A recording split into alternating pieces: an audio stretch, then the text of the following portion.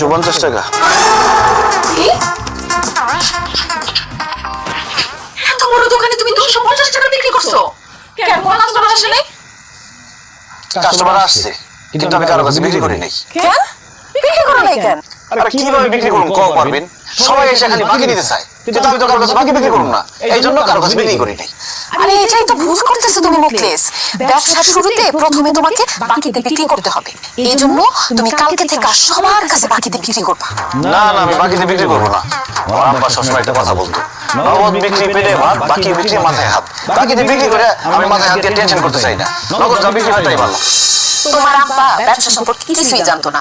আমি হচ্ছে ব্যবসায়ী ফ্যামিলির মেয়ে, ব্যবসা করে বলে আমি তোমাকে বুঝাই দিতেছি। বাকিতে যখন তুমি বিক্রি করবা তখন সব কাস্টমারও তোমার কাছে আসা শুরু করবে রেগুলার।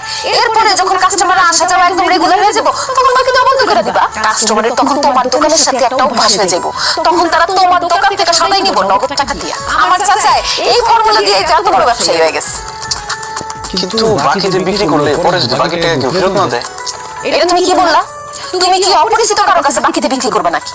আরে সবাই তো তোমার গ্রামেরই, এরা তোমার টাকা মাইরা খায় কি বিদেশ চলে যাবো নাকি? শুনো, ব্যবসা মানেই হইতেছে ঝুঁকি। ব্যবসায় উন্নতি করতে হলে ঝুঁকি তোমাকে নিতেই হবে। তোমার এই মুরগির কোলে নিয়ে তুমি ব্যবসায় উন্নতি জীবনও ঘটাইতে পারবা না। আমি যেটা কইতেছি সেটা শুনো, আর কোনো কথা চিন্তা না কইরা কালকে থেকে তুমি বাকি দেওয়া শুরু করো। দেখো 1 মাসের মধ্যে তোমার ব্যবসা কই যায়। ঠিক আছে পারবেন, তুমি যেহেতু কইতেছো তাহলে কালকে থেকে বাকিতে বিক্রি শুরু করো। Good luck.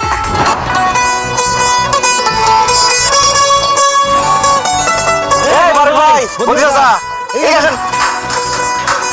আরে আসেন না, এই আসেন।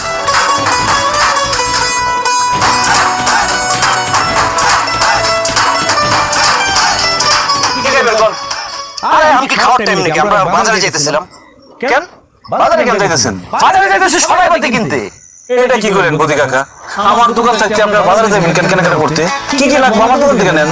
আরে বাজারে আকাশের দোকান থেকে আমরা বাকিতে সদাই বাতি কিনি, যখন হাতে টাকা আসে তখন দিয়ে দেই। তুই তো বাকিতে বিক্রি করবি না, তোর দোকান থেকে কেন কিনবো? আরে ভাই, কে কইছে আপনারা যে আমি বাকিতে বিক্রি করি না?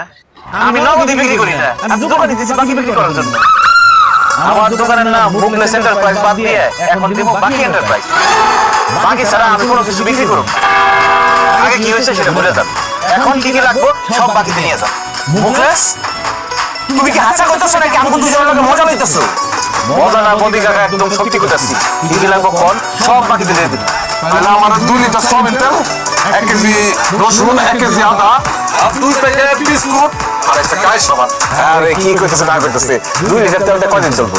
বাকি তো নিবেন 5 লিটার তেল দেন আর 2 প্যাকেট বিস্কুট কেন? পুরো বক্স নিয়ে যান না, সমস্যা কি? এই সবকিছু বেশি বেশি করে দে, 5 লিটার করে দে। আমি এত বাজার দিয়ে কি করব? ভাই আমি সব লিখে রাখতাছি, যখন হাতে টাকা আইবো তখন দিবেন, সমস্যা কোথায়? মুকলেশ, তাহলে আমার 5 কেজি চাইল দে, 2 কেজি তেল দে, 1 কেজি ডাল দে, 1 কেজি চিনি দে, আধা কেজি লবণ দে, আর পেঁয়াজ দে 2 কেজি। মোদি চাচা বাকি দিয়ে যখন নিবেন সবকিছু বাড়াইলেন না। এই হানিফ, এই মোদি চাচা যা যা কইছে সবকিছু ডাবল ডাবল দে। মুকলেশ, তোর বিজনেসের সিস্টেম আমার খুব ভালো লাগছে। এখন থেকে আমি সবসময় তোর দোকান থেকে সদাই পাইতে নিব, এবং গ্রামের সব মানুষকে সবাই যেন তোর দোকান থেকে কেনাকাটা করে। আমরা এখন থেকে গ্রামের মধ্যে সবাই ভাববো এই গ্রামে একটাই মাত্র দোকান আছে, সেটা হলো তোর দোকান। আর তোর দোকান ছাড়া অন্য কোনো দোকান আমরা যাবোই না। অনেক ধন্যবাদ ভাই, আপনাদের কথা শুনে খুব খুশি হয়েছি। হানিফ, কইছে